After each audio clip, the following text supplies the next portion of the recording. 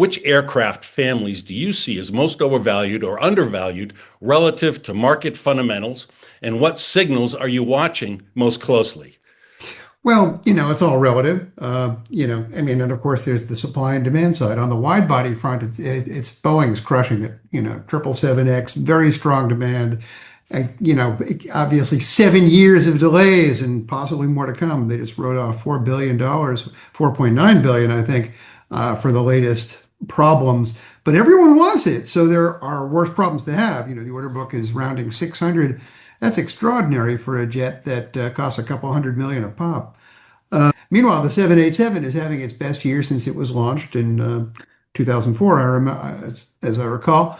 So terrific numbers. That too is a question of the supply side. Can they get production to where it needs to be? And they're making strides, but it's a long road back. And as you know, aircraft values, you more than anybody else know, it's a function of both supply and demand. And until they get supply where demand is, aircraft look pretty good right now, especially 777 and 787. On the narrow body front, the biggest question in the aircraft ramp world is the 321. Everyone wants that.